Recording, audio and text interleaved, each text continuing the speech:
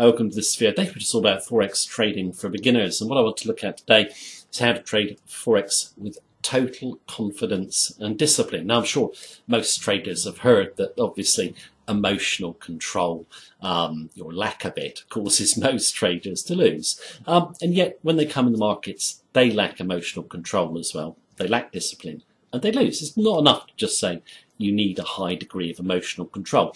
You need to realise the reasons that actually cause you to have a lack of emotional control. And I think in terms of that, you need to know the biases that are conditioned into you by society, which are guaranteed to make you lose in the Forex markets. Not only do you need to be aware of what the biases are, you need to basically combat them. And I want to look at that in detail today. I also want to look at a very powerful technique which you can use to really reinforce discipline and emotional control, which is called anchoring. And I first became interested in anchoring when I read it was an interview with Charles Faulkner in the New Market Wizards. And I read it and I was interested in it. Then I read it in another book, Trader Vic, Methods of Wall Street Master, by one of my favourite traders, Vic Spirandia, and he was saying how powerful anchoring is as a technique. And I tried anchoring, and it is a wonderful technique to help you, trade, with confidence, discipline. So we're going through anchoring as well. Now, first of all, I want to talk about conditioning. And in terms of conditioning, I want to go to perhaps one of the most famous experiments of all time to do with conditioning, if not the most famous, which was conducted by Ivan Pavlov back in the 1920s. I mean, I'm sure many people have heard of Pavlov's dogs, but I'm sure not that many people actually understand its relevance to us as traders. If you are familiar with conditioned responses, you can skip the next 3 minutes. But for those of you who are not, there's a 3-minute clip coming up on the work of Ivan Pavlov. And then I'm going to discuss it in more detail in terms of Forex trading and also biases and how to combat them. So here's the clip, and I'll be back in a moment. Pavlov's aim was to discover what caused saliva to flow. He rerouted the salivary ducts to the outside of his dog's cheek so that he could collect and measure the spittle. Perhaps, he thought, the production of saliva might be the result of a fixed nervous reflex, like a knee jerk. 5 минут 42,5 секунды. After taking many measurements of spittle, he confirmed that the dogs drooled automatically when their tongues touched food. He called the response the salivation reflex. 4,5. Хорошая собачка. Я предлагаю поменять собаку. But his work started to run into trouble. As his dogs became familiar with the experimental routine, they started to fill their cheek tubes before Pavlov had a chance to stimulate their tongues. The dogs were learning to anticipate food. Pavlov tried a new technique. He erected screens so that the dogs couldn't see what was going on. Before passing meat through the hatch, he introduced a stimulus that was totally unrelated to feeding. A ticking metronome.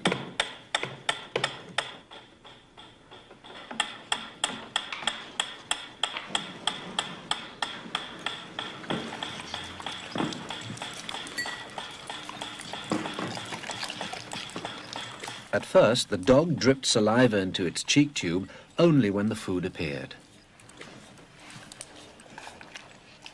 But after a number of trials, the dog began to connect the ticking with the arrival of meat.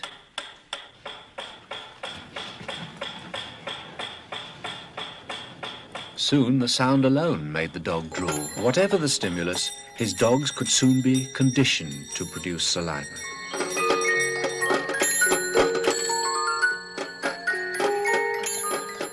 Pavlov believed that he had discovered how animals learned, even in the wild.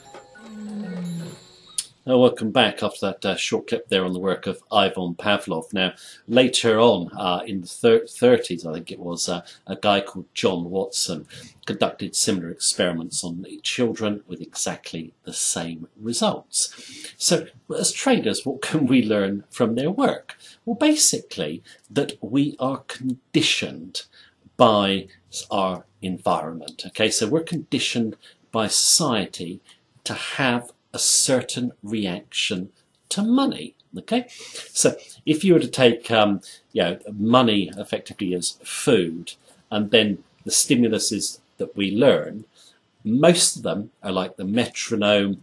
They are not related to making money. Okay, so what we have to do is be aware of what we've learnt from our environment and from our society, how we've been conditioned with biases. Then what we need to do is change the stimulus in terms of how we react to money. The idea that the human emotional response to money is innate is totally wrong. It is actually conditioned by society with biases. Now, what I'm going to do is show you the 6 biases, why they cause traders to lose, and a quote from one of the great traders to go with each of the biases. I'm going to come back, show you how to overcome them, and also use anchoring. So here they are, and I'll be back in a moment.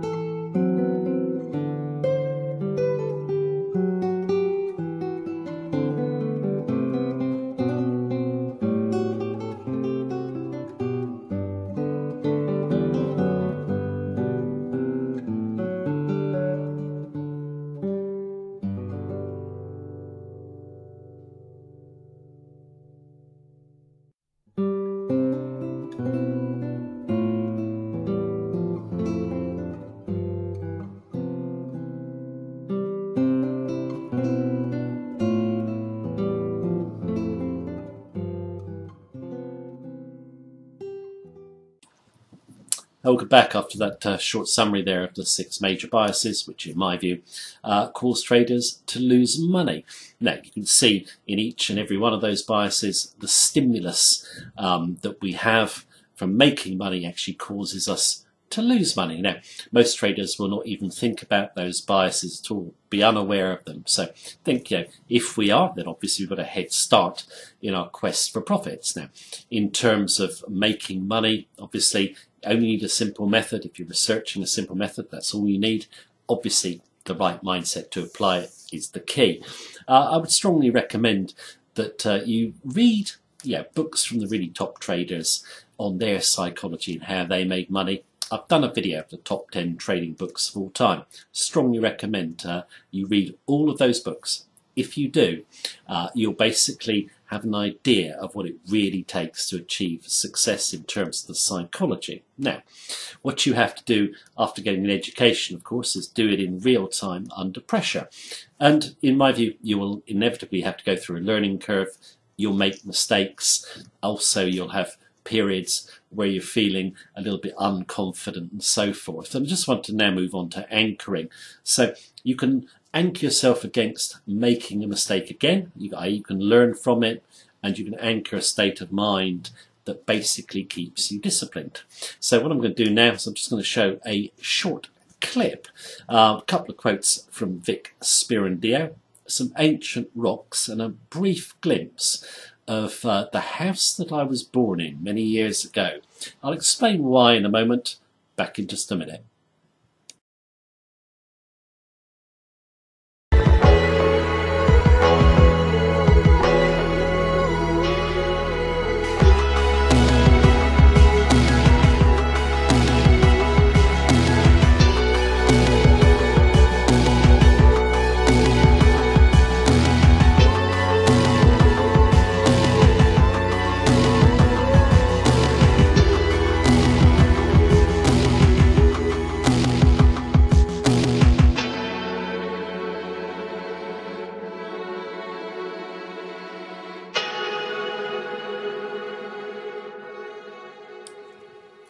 Welcome back after that short clip there. My house is way off to the left now. Those images are from round where I used to live, and those stones were put down by the ancients, I think about 3000 BC. Monuments obviously came a little bit later. Now, from people watching that clip, it won't really generate any sort of response at all emotionally. For me, it will be an intense feeling that will come over me when I see those stones. I had a real big affinity with them when I was a child. They make me feel, proud. They make me feel determined. They make me feel motivated. It's a very personal experience to me. The important point to keep in mind, makes me feel a certain way. It is a stimulus. Now, we all have events in our lives, objects. It could be a song that will make us feel a certain way. For example, you met your wife to a certain song you hear on the radio, you're going to feel differently, aren't you? It's a stimulus. Now, as we go through life, we go through a whole range of emotions. We'll feel confident sometimes, we won't feel confident other times, we'll feel happy, we'll feel stressed out. We all have a wide range of emotions that we experience throughout our lives. Now, in terms of anchoring, the idea is to basically put in a stimulus, into your subconscious that will trigger you to feel a certain way. I'm just going to give you one example. Let's say you're trading and you're not feeling too confident. You're beginning to doubt yourself a bit. What you need to do is you need to go back to a period in your life when you were feeling extremely confident. Go back to that time and you think about it. You think about it intently, Your whole mind, body and spirit must be involved. It must be a very intense thought process. At the height of the experience, you want to drop an anchor to put it into your subconscious. Now, the anchor can be any form of sensory stimulus. It could be, for example, you repeating a few words in the same way and doing something physical. Let's say what I do is a thumb and a forefinger pulled together, You drop that anchor in when you're in the moment. That experience is very intense.